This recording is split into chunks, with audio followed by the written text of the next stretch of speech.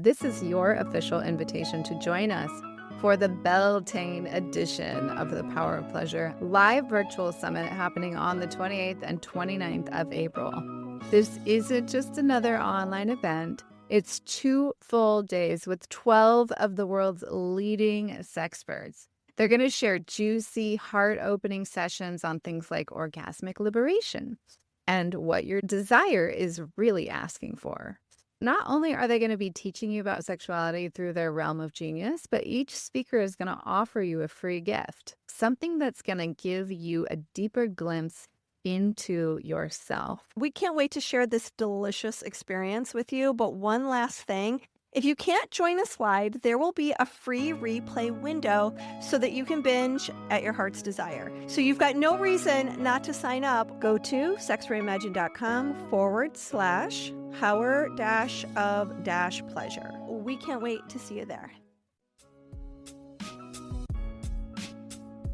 Most of us were never taught how to talk about what we actually want in our bodies, in our relationships, or even in our erotic lives. So our next guest, Megan AnneStasia, is changing that one uncomfortable conversation at a time. We're so excited to speak with her about how to listen more deeply to what your body's telling you.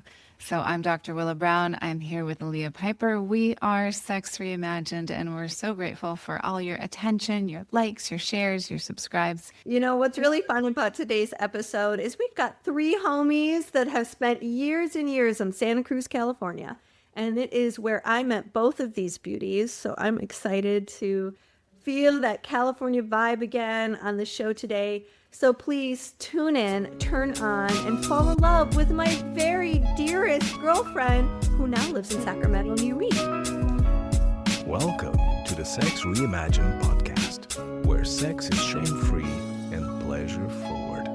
Let's get into the show. Hi there. Thanks for having me. Yeah, we were just talking before we came on about some of your training, and one of the things that is out there that has done so much amazing good in the world around sexuality, helping people, is the sexual Somatica method that Danielle and Celeste gave birth to many, many, many years ago in the San Francisco area. And I've been wanting to have a specialist in that work for a long time on the show. So can you share with us what the Somatica method is? Yes, absolutely. So the Somatica method is, well, it's 2 things. It is a sex and relationship coaching training. And there's also a pathway for personal growth and development in that training. In my coaching practice using the Somatica method, I invite people into what we call the relationship lab, where clients can practice some of the tools and skills around both emotional and erotic intimacy together in the room. If you talk to a traditional sex therapist, they're going to be doing more talk-based therapy and interventions, maybe sending you home with some worksheets or practices to do at home. But when you come into the office with me, whether you are coupled or an individual, single, I'm going to facilitate some real-time practices. And I might invite you to tune into your body sensations. I might invite you to tune into your breath and bring up erotic energy. We might be talking about fantasies, desires, how to communicate those more effectively to your partner. And we might also be practicing around consent, boundaries, around seduction. Like, how do you really want to be seduced? What would invite you into that erotic space to begin with? And that's where a lot of people kind of lose the spark because they don't know how to have those conversations. They don't have the framework to talk about sex in that way. And for individuals who are navigating around confidence and dating, it can be really helpful because you get hands-on practical experience. I feel like just opening up the conversation starts to open up more ideas too for people. Like when they are in a safe place where they're like, wow, I can tell you what my fantasies are. Wow, I can tell you what I actually desire. And you're not going to like react in some crazy, scary way that I've been afraid of my whole life. it actually allows them, because so many of us, we don't know what we want, we don't know what we desire, much less how to talk about it. But just opening up the space to be able to have a little conversation then gives way for more imagination, more possibility. And I imagine too, Megan, that when you're talking with clients and you're kind of inviting them and coaxing them along and potentially maybe even giving them some ideas. So Yes, absolutely. So many people that come to see me, they just want to know that they're normal. yeah. And they'll, when they finally are able to share those fantasies and desires with me, there's a feeling of like, oh, now I kind of feel weird, or I kind of feel like a freak. Like, is this normal? And that's, one of the questions I get a lot, is this normal? And I'm like, yes, it's great. Like, first of all, I don't know what normal is, because I don't think that any of us are normal. Whatever that is, like, chuck the idea of normal out the window. Like, there's something that turns you on. Thank you so much for sharing it with me. Let's celebrate it, and let's see all the different ways that you might like to get it in your life. And sometimes it's just running the fantasy in your head. Sometimes there are fantasies that you don't actually want to do. You just want to have permission to Think have about that fantasy. Yeah. Yes. And people feel guilty about that too. Like, oh, I kind of have to run this fantasy in my head to have an orgasm. Awesome. Great. Use it. Use it. Yeah. There's so it sounds like a lot of what you're doing is just like shedding layers of guilt and shame, right? Just permissioning. Absolutely. You're a permissionist. I am a walking, talking permission slip. I love it. I love it. Oh, that's really cute. I'll say you gave me a permission slip when you shared with me what core erotic desires are. And then that led me on like a whole rabbit hole of discovery regarding, core erotic themes is what I was. Core erotic theme. Yeah. And I still get that feeling. Like, just a couple weeks ago, Willow and I were teaching in Santa Barbara, and I brought up core erotic themes. And I was like, I'm going to confess that one of my core erotic themes that I've had a lot of shame about, that I keep like exposing the shame monster every time I share what some of these core erotic themes are out loud. And so I do practice saying them in front of an audience. I do practice, mentioning it on a podcast episode. And that is kind of like stranger danger. There is an erotic part of my mind that gets turned on by some inappropriate themes that I think the language is hot sexual movies. So could you share a little bit about what core erotic themes are and how you might use them in your work? Sure. Okay. So the term core erotic theme was coined by, I believe he's a psychologist, Jack Morin. I learned about it through the book. Oh my gosh, what is the book name? It's going to come to me in a second. He wrote The Erotic Mind. The Erotic Mind. Thank you. Thank you. I could see it, but I couldn't see the words. Yes, The Erotic Mind. So the core erotic theme, if you think about your fantasies, your hottest sexual experiences, the things that really turn you on, you will start to notice some common threads that run through those fantasies, experiences, and desires. And we're getting to like the core emotional need. What I really appreciate about Celeste and Danielle's work, the creators of the Somatica method, is they have really correlated these core desires to your core wounds or survival strategies. And so that's really fascinating in the context of, working with people and how you move through the world. So knowing what turns you on sexually is kind of a sneak peek into how you operate as a human, really, or how you operate in times of stress or anxiety. So, yeah, we grow up in a context and some things get wired into our nervous systems, and then we start fantasizing. I'll take one of the parts of my core erotic theme is to be celebrated for my sluttiness. And the way that I define sluttiness is not necessarily about how many people you sleep with, but like how much you enjoy it, right? How much you want it, as a woman, how much you want it, how much you need it, how much you love being a sexual person. And so growing up Catholic, it was absolutely a no-no to be a slut. It was one of the most shameful things that you could be. And so And at the same time, growing up, I was always really connected to my sensuality, and I figured out how to have an orgasm quite young, and was repenting because God was always watching. Turns out I'm also quite an exhibitionist. Do you like it when God watches then, huh? Turns you on, your slut gets a little extra kick in the pants. So the core erotic theme is like, I like to be seen for my sluttiness and celebrated for my sluttiness. Now, some people, the shame that gets wired in, right? The guilt and the shame feeling, that might be part of the core erotic theme. For me, it is not. I don't like to feel the guilt and the shame. I want to have a reparative experience in the bedroom where I am worshiped for my sluttiness, where it's the thing that you love and desire the most about me. So you can call me a dirty little slut, but you have to say it in a way that is so celebratory. If there is a hint of degradation or humiliation attached to it, I'm instantly turned off.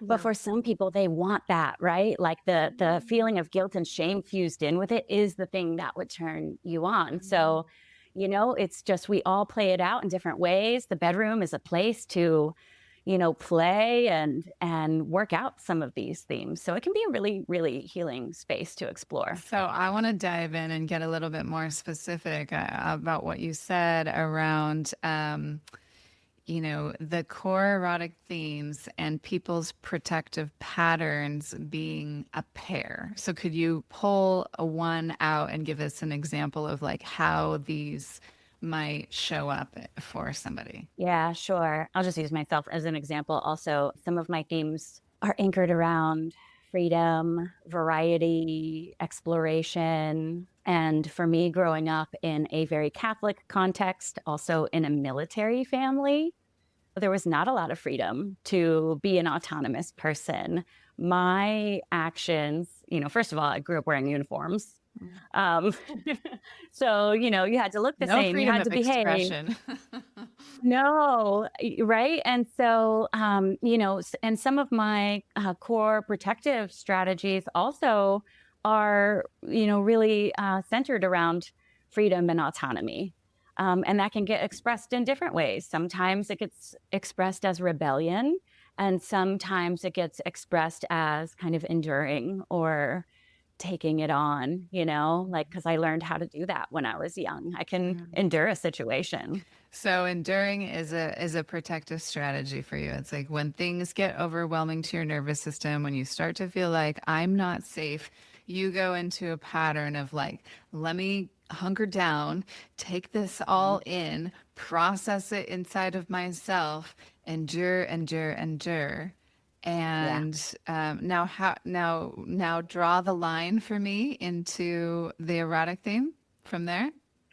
Yeah. So in the erotic space, someone with these themes might want to endure in the bedroom. Okay. Like give it to me hard, or I want it firm, or like choke me, or whatever, that kind of stuff. Yeah. Yeah. Like do whatever you want to my body. Endure, I can take whatever you're putting out. Or even sometimes maybe endure even more psychological. Yes. So BDSM can be a space to really play with this enduring theme. Interesting. Being a brat might be a place where you might want to play with the theme of autonomy, like fighting back, saying no. There's also withdrawal or where you orgasm away. A lot of edging could be seen as enduring. Like how long can you? How much pleasure can you take? Yes. Forced orgasm could be another part of the enduring playground. Yes. Yeah. Yeah. And so some of the other themes are really anchored around safety. People that want to feel really safe in sex might really love an energetic connection to sex. They might want to explore around tantra, eye gazing, practices where you're circulating energy between each other, playing in the space of like, how much can I feel without touching you? Inhaling and exhaling with each other, like circulating breath. And there is some safety too in having some ritual. So Tantra and Taoist practices, offer a space where you have a whole ritual around connection. And that can really be inviting for people who have themes of safety. Some people have themes of control. wanting to be powerful, wanting to have control. And some people might have themes around like connection, boundaries dissolving, or maybe not having to be responsible for all of their person's pleasure, where they get let off the hook a little bit. Yeah, I think too, like some people, their nervous system gets super flooded with certain kinds of sexual energy that's coming at them, whether it's because it feels too fast and then they can like get flooded and they kind of fall apart, or they can go away. Can you speak a little bit to that? People who tend to be pretty disassociative when it comes to sexuality and how much you might help them? Yes. So I would move really, really slow.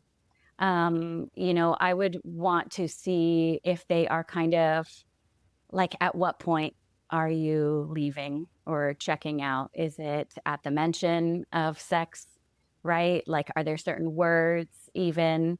And this is just going to be really slow, titrated work, moving in and out of connection in a really slow way, right? We might do some practices around eye contact and just being here in the room with me, right? Like, it's okay to take a break and look around, and it's okay to come back and meet my eyes, right? So even just taking little sips in of the connection between us, that's a relational exercise that we might do. I might move into some more trauma-focused work. If dissociation is present, we might do some brain spotting around that. I'm a brain spotting practitioner, so sometimes I'm doing more trauma-focused sessions. What is brain spotting for people who've never heard of that? Yes. Brain spotting is a type of trauma therapy that is an offshoot of EMDR. And for those who aren't familiar with EMDR, it's eye movement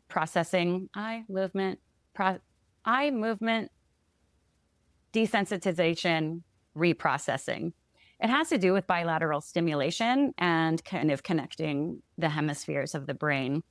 David Grand, who discovered brain spotting, found that he was doing an EMDR session with his client and detected an eye wobble and intuitively just stopped on the point and had his client process from that fixed point, which is totally outside of the protocol of the EMDR protocol. Mm-hmm. So we use eye position to access the deeper parts of the brain where trauma is actually stored. It bypasses this thinking part of the brain. Talk therapy is not great for processing trauma. I've personally tried to process trauma through cognitive behavioral therapy, and each time just walked out of the room more flooded, more aggravated, more upset. You just reliving the trauma. Yeah. Exactly. Talking about it. The great thing about brain spotting is you don't have to even talk when you're processing. I don't need to know as the practitioner what's coming up. But your body does go through a process, whether it's processing memories, thoughts, feelings. Sometimes people have a somatic process, sweating, shaking, crying. Yeah. Yes.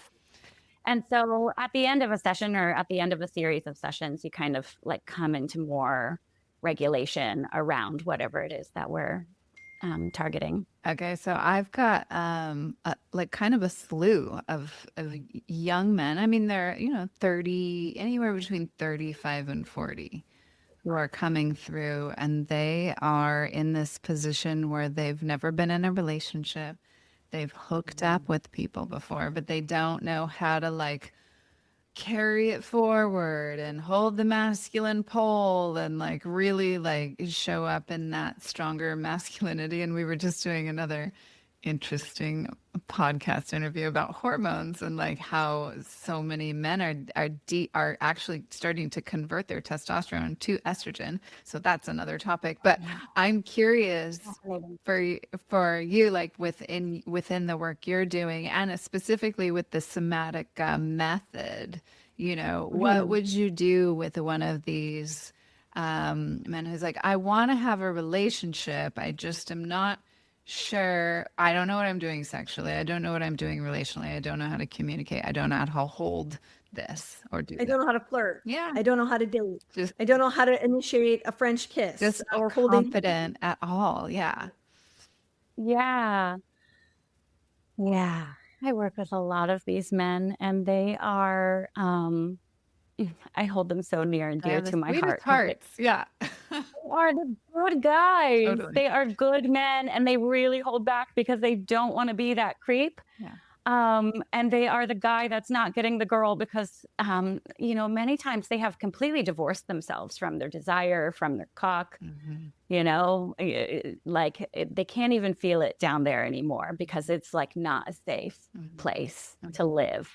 Yeah. And so, one of the things is just having, establishing that connection with the body, getting back in touch with your penis as an erotic, alive part of you. Yeah, changing the narrative that it's not dangerous, it's precious, and kind of reworking the story they have to their penis. Yes, and like your desire is welcome. If we're on a date, if I'm on a date with you, I have some interest in you, right? And so we get into this kind of practice scenario, right? Like I'll meet with my clients for the first time and they're terrified and maybe a little attracted. And I'm like, oh, great. You're attracted. Let's use it. Come on, feel it. Just allow yourself to feel it. How does it feel to be attracted to me? And I'm just here with you. There might be a few sessions like that, like just welcoming their attraction into the room. That's a lot. We do a lot for you. Like, What's that? What is that like for you? You have a guy who you may not be attracted to.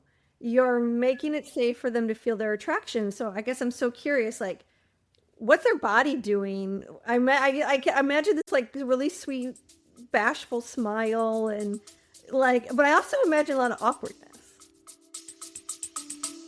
Let's take a quick break. So many women have learned how to function, how to give, how to hold it all together. But somehow we have truly forgotten what it's like to feel at home, really at home in our bodies. And that's why we created Rooted in Desire, a 2-day tantric immersion just for women so that you can slow down and you can start to listen to your body so that you can release what no longer serves you and reconnect with your sensuality as something deeply intelligent and highly sacred. This is really more than a weekend. It's a reclamation for your confidence, for your sensuality, for your sovereignty. You, my friend, my sister, are meant to feel turned on and totally alive in your body. You're meant to trust yourself, and you're also meant to trust others. How do we cross that hurdle? Well, we're going to do it through tantric practices, through qigong, and through jade egg practices, not to mention sacred ritual. We're going to explore feminine power as something lived, not just performed. It's not about pushing boundaries. It's about safety, presence, and truth. You'll be held in a circle of women who are walking the same path. We're curious, we're open-hearted, we are ready to meet and encounter ourselves more fully. And there is something so profoundly healing about being seen and witnessed and not needing to explain or perform. So this is really your invitation to step into sensuality and self-trust, not someday, but right now. For more information, including the cities and the dates that you can register for Rooted in Desire, go to sexreimagined.com/rooted-in-desire. There is a lot of awkwardness, and I totally embrace it and welcome it. Get your awkward out here. Yeah.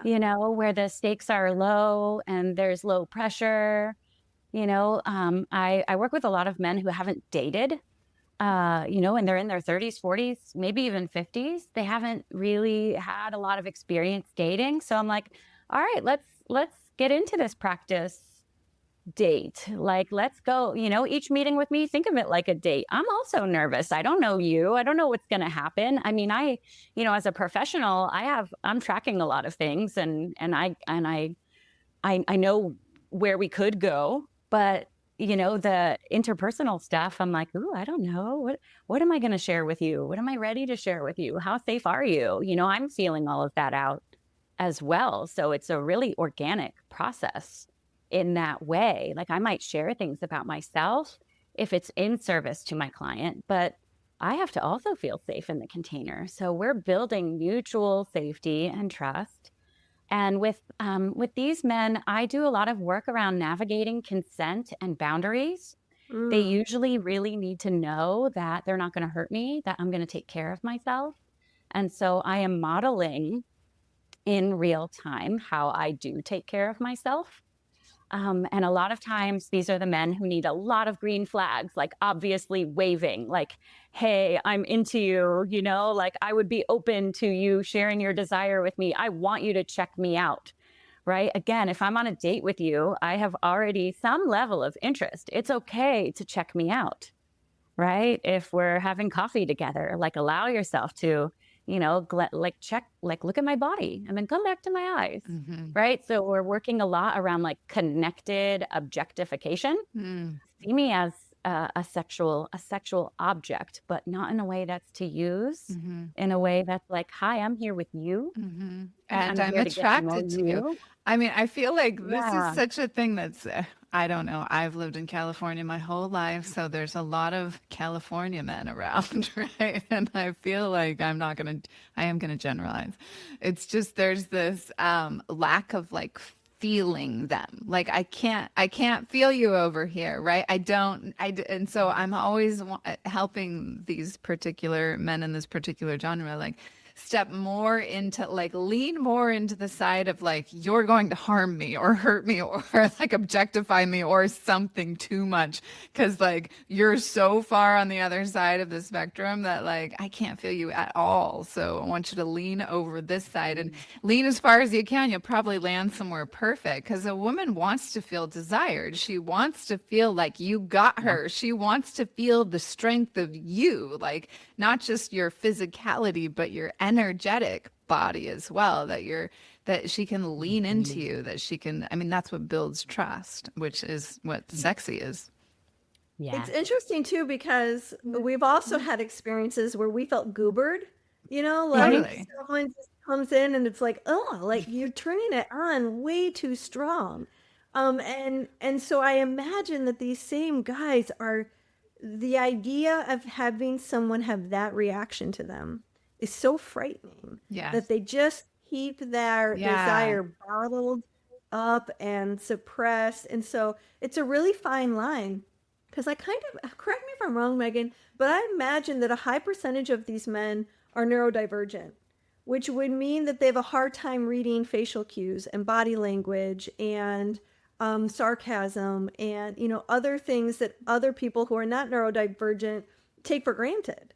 You know, they're not always as socially adept. So it's even more frightening to take those risks. I do think that that's a different than who you're talking about, Willow, however, right?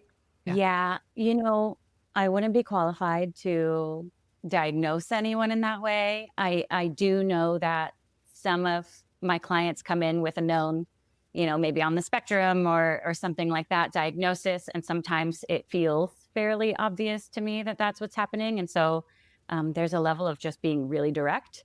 And, you know, that can be really necessary. And if you are dating someone on the spectrum, right, it's like, just give them, I have a green light for you, you know, just really obvious. I would like to kiss you now. Do you want to kiss me? Right? Like that works really well.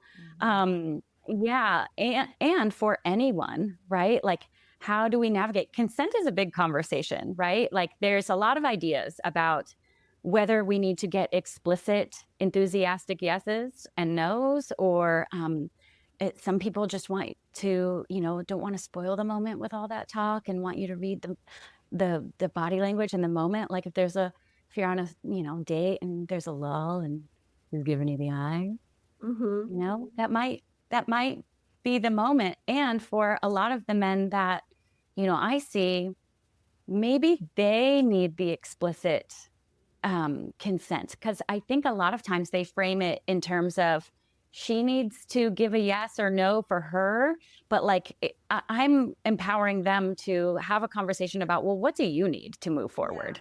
It's okay if you need to check in verbally a lot in the beginning so that you get those clear green lights. That is okay if you need that. But then do that. I feel like I sometimes am coaching men to not ask so many, is this okay? Is that okay? Can I do this? Can I do that? Because that's not hot. That's not sexy. It's not confident. Right. So just, I'm sure that's not what you're telling them to do, but give the distinction. Well, here is where I want to really normalize having consent conversations on dates.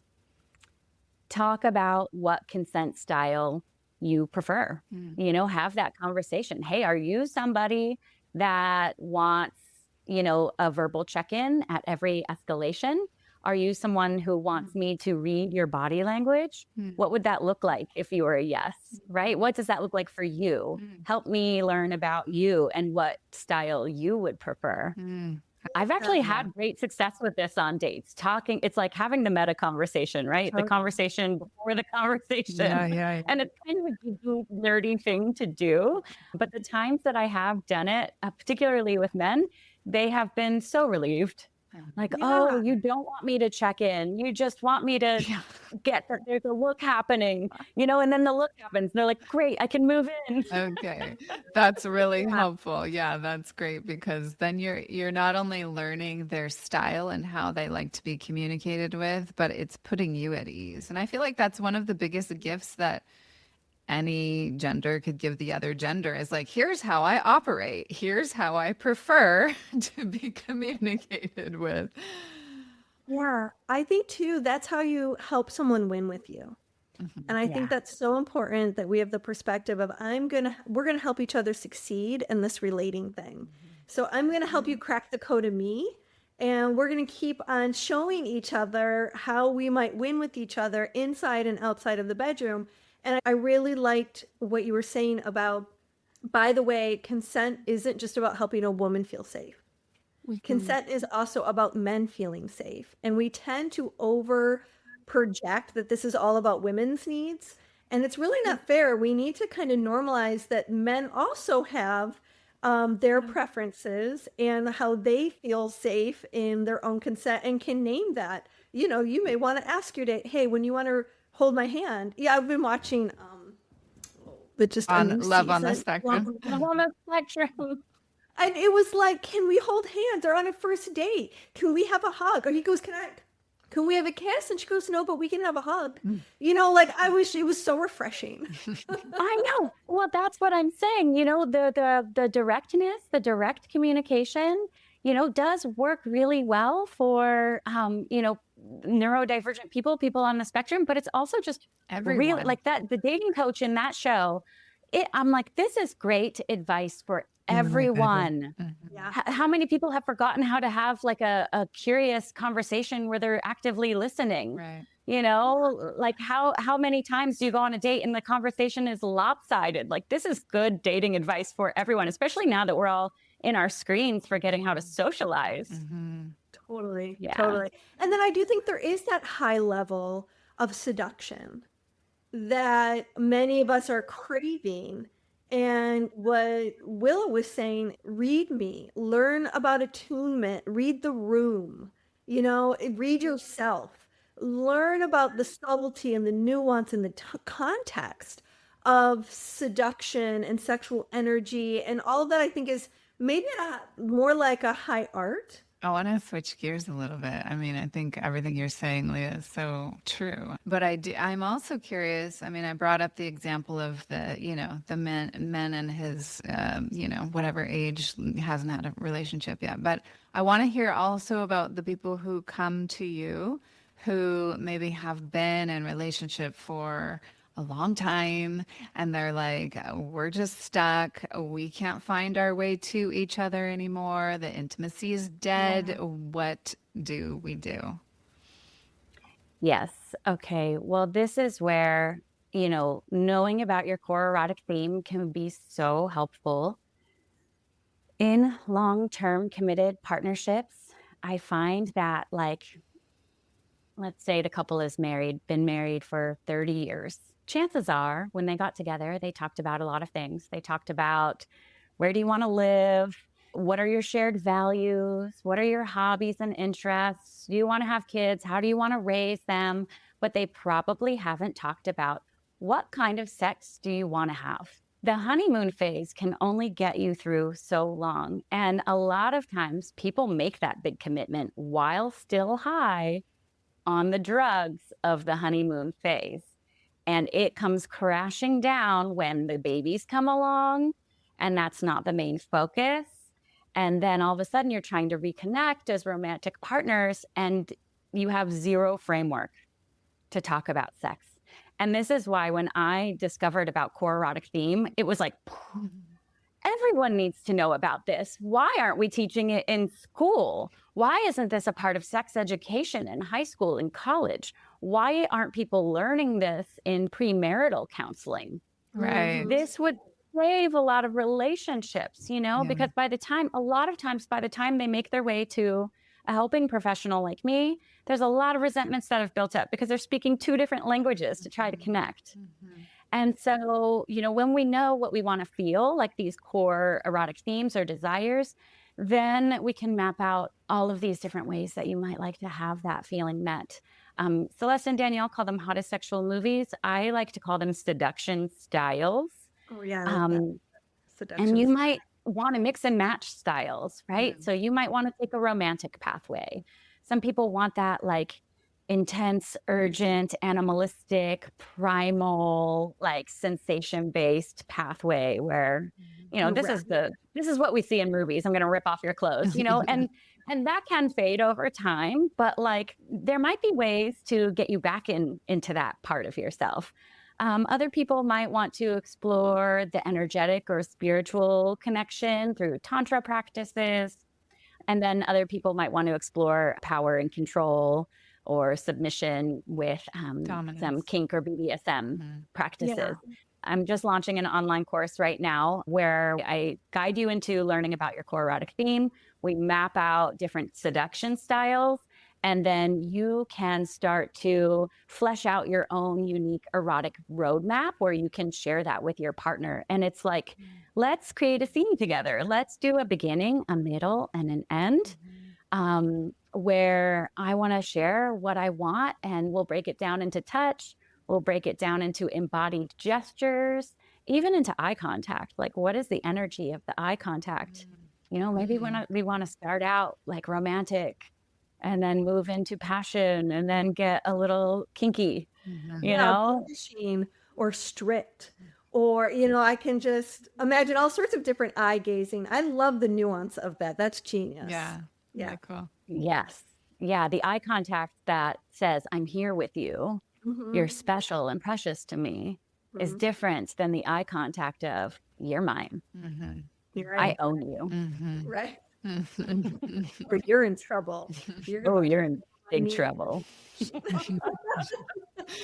It's so fun because it allows your inner actress to come out. It's like this, you get to play in realms that you're not comfortable, that that you're intrigued by. So it's permission. It's permission to become more of those places inside of you that have been hiding away and stuck in non-expression. Yeah. Also, like, it can help you understand what your brakes are and what your accelerators are. Because, for a long time, I don't think I would have opened or have found any arousal in someone looking like they were mad at me, like I was in trouble. But now I would get a lot of get off on that. So I think we can also kind of change, but like, how wonderful to go, if you looked at me that way, I might feel threatened and turned off. I might want to press the brakes. But when you look at me this way, wow, do I want to press the accelerator? I mean, so amazing just to have the language around that right there, the kind of ways that you can express yourself emotionally through your eyes that can bring so much turn on to the system. I mean, you just up-leveled for me. I hadn't put this together yet. I can't wait to like teach another eye-gazing masterclass to kind of really bring in this whole other way of communicating through the eyes, because it is such a rich place of discovery and intimacy and communication that's nonverbal, that can say so much. Yeah. I mean, this is like kind of the essence of energy work. And for those of you who are not woo-woo, Just think about your intention. You can send your intention and your feeling out through your eyes. You can send your intention and your presence out through your hands. Right. So even people who don't consider themselves like woo energy, just think of it as presence, bringing your presence all the way down into your hands, bringing your presence all the way down into your genitals, bringing your presence and shining it out your heart, right? Connecting from that space. Like Yeah, totally. just being all the way in your body and connecting from that space. Yeah. Well, this word attunement is thrown around on this podcast quite a lot. And it's really, you are then attuning to a place inside of you. You're paying attention to a place of desire inside of you. And you're bringing that desire to the table. Like you're bringing it to the experience and to that person. Then, no matter what, they're going to be able to feel you, whether they like the feeling or not. That is to be determined. But like, I feel like this is such a huge piece of what happens in long-term relationships is they just don't feel each other anymore. Like literally can't feel each other because they both squelch their own desires because they think the other one's going to judge them for it, Right. Old stories get built up Yeah. and we make up our mind about who our partner is, and then we don't leave any room for change. It can be so painful. Matt and I just had a little connect this past weekend, and we had to have a lot of hard conversations. We had planned a date to have sex, and then there was a lot of things that were in the way, and it was hard. It was hard to get through some of those conversations. We both got defensive a few times, but the lovemaking that happened afterward was so much sweeter, and then the sweetness continued for so much longer afterward. I think we communicate with our whole body and with our words. We got to figure out how that all works. And it's not something that we're taught, like No. flat out, just the nuts and bolts of it isn't something that's discussed unless you see somebody like Megan. Yeah, exactly. Tell us a little bit more about your program that you're going to be launching soon, because it sounds great. Yes. So my online course is called Embodied Intimacy. And, as I said, we'll talk a lot about psychological turn-ons and how you might like to get to that feeling. I also break down, from my 20 years of experience as a body worker, a lot of touch skills. There's a lot of different pathways. We'll break it down, the feelings that you want to have and how to express those. And also just like, here are different types of touch. We'll break it down step by step by step. And then you can feel in the sensation realm what turns you on in terms of sensation. And then, I'm also available for one-on-one coaching. So if you decide to get the online course and move through that at your own pace in the privacy of your own home, and you want more one-on-one support, And do you do sessions on Zoom as well as in person, like for people who are at a distance? I do, yeah. I worked exclusively on Zoom for a couple of years during the pandemic. And even though this is, I was very surprised at how much can be accomplished online, even though this is, relational embodiment work. There's a lot that can happen online. So that can be a great effective tool if you live somewhere far from me. Love it. So we are going to have 3 links in the show notes that you're definitely going to want to look at. And the show notes are on our website. And the link will always be in the show notes on whichever app you are tuning in. One of these links is going to be to Megan's free gift, which is discovering how to find your own core erotic theme. And then we will have another link for her course. And then we'll have a link for a free discovery call in case you would like to work one-on-one with Megan. So with that, thank you so much. This was such an enlightening episode. Fantastic conversation. Yeah. Thank you, Megan. Yeah. Thank you, Bo. Okay, friends, the show's not over. Please stay tuned because we're going to dish it out. Now, our favorite part, the dish. Well, thanks for bringing your girlfriend Megan to the show. What a delight. I've never met her in Santa Cruz. I can't believe that you and Megan and Rochelle, we all lived in Santa Cruz at the same time. Yeah. And one of her best friends is Lucia, and Lucia is one of your best friends. So Oh, it's that's crazy that crazy. this is the first time the paths are crossing. There you go. Wild, wild world that we live in. Well, what a cool conversation. I got so much out of it. I know both of us had like sparks flying and ahas going and wow, this is good fodder for all the sort of systems that we hold in our work, you know, to kind of just more cross-referencing so that we can help people become more whole. Yeah. You know, I was thinking about my core erotic themes and like sort of the scenes, you know, that are really private, that are Yeah. just ways that I get turned on. You know, I have this, you know, with the whole idea of stranger danger, I have Yeah. this like fantasy and it's the old Wild West. Good old digging days, you know? And so it's somewhere in some, you know, dirty town with mud streets and the whole nine yards, and I'm an old prostitute. Okay. And these two men take me roughly in a dirty alley. And, you know, like, I don't know why that level of intensity is interesting in that version of my stranger danger. But then Uh-huh. I have something that I can act out with Matt, which is another layer. And it's hard to talk about these things. Like, it's hard to admit that I Yeah. kind of like that very transgressive. I would Yeah. never want to find myself in a dirty alley with two dangerous people, like in Right. real life at all. Like, that would not be that would be very traumatic That for would me. not turn you on. No. No, but in my head, something else happens. And then, like, there's this thing sometimes that I like to do where I wear like white panties and like a print little dress that comes just above the knees, it's cottony. And to have Matt like flip up the skirt to look at my panties, you know, and like, oh, no, you can't do that. And then to see my crotch and the underwear is kind of getting wet, and then to take his finger and move the panties aside. So the underwear could not come off at Okay. all during any Okay. of the play. Okay. That's But like, it's used as a prop. There's yeah. so much eros in that for There's me. so much anticipation and like, oh, don't, you can Naughty look, factor, but don't look. Ah, yeah. inappropriate, virginal, you know, I have to pretend that I am so pious, you know.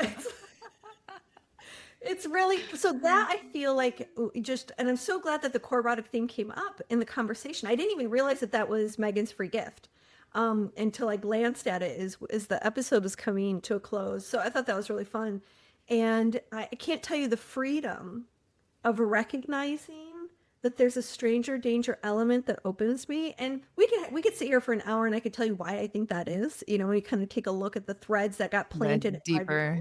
Yeah, yeah. But regardless from that, like, oh my God, I've got access to part of my erotic nature. And yes, it's hard to admit. It's hard to talk about. I worry that people are going to judge me when I describe the few things that I've described. I don't want to be judged. Like she said, I want to be celebrated as a slut. Like, yeah, I do too. Totally. I'm just so delighted by that. Yeah.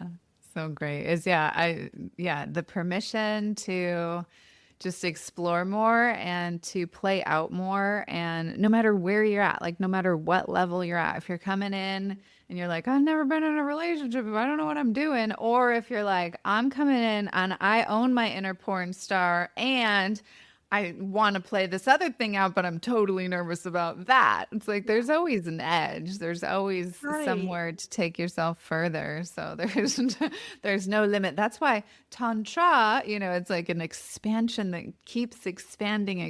And I mean, for me, I always look at everything through that more spiritual lens. You know, not everyone does that. I get that. And that's fine. But for me, it's like, well, if I'm going to push my edge in some kinky scene or some BDSM realm or whatever, because I've already like run the gamut through Tantra land and like that whole thing is so comfortable and so easy for me, then I'm going to push my edge into something that's like, oh my God, I did that. Oh my God, I felt that. Oh my God, I elicited that experience in another. Wow, proud of myself. You know, like I then step into more confidence because I have a new experience and a new sensation. It's just like, for some people, it's, jumping off out of an airplane with a, hang gliding or whatever. It's just, there's different things that like give people that newer edge and that newer level of like, wow, I did that. I am capable. Brave. Yeah. I Yeah. am brave. Brave. Like Totally. what that calls forth is to be brave, to do something you're kind of scared of, and then Yeah. you get the reward of going, wow, I moved through that obstacle. And A, I'm okay. B, Mhm. I'm better than okay. C, Yeah. that was amazing. Like you Yeah. start to have all of these effects Yeah. happen because you were brave. I love And that word. It's like living a brave life. yeah, Then you feel alive. You feel like you're really living. So, like, that's what we want to leave you with today. What yes. is one brave thing you can go out and do today? And even if you don't know the answer, just ask yourself the question because it's going to open up more possibility for you. Yeah, brilliant. Yeah, please be brave and sharing in the comments maybe what one of your core erotic themes are. We want to We will hear. celebrate you also We in the will. comments. All right, and have a Much beautiful love. night, day, or morning. Thanks for tuning in. This episode was hosted by Tantric Sex Master Coach and Positive Psychology Facilitator Leah Piper, as well as by Chinese and Functional Medicine Doctor and Taoist Sexology Teacher Dr. Willow Brown. Don't forget, your comments, likes, subscribes, and suggestions matter. Let's realize this new world together. Hey guys, what would it be like if you could last 10 times longer when you're having sex? We are going to teach you how to gain massive confidence as a lover, all without performance anxiety, gimmicks, or prescription. This course is perfect for you if you've ever been mortified by a sexual encounter that ended way too early. Or if you've ever avoided intimacy out of fear that you won't last as long as your lover desires. Or maybe you long to give your partner multiple orgasms but can't last long enough to make that a reality. Well, good news, we've got your back, and it's in our course, Last 10 Times Longer. Go to sexreimagined.com/last dash the number 10 x dash longer. And for all of our favorite listeners out there, we are giving you a discount, 20% off, y'all. Just put in podcast 20, all caps, podcast 20 to get your 20% off of this phenomenal course that you're going to want to review more than once. We cannot wait to see you inside this course. Plus, don't forget, we always got tons of bonuses. See you there.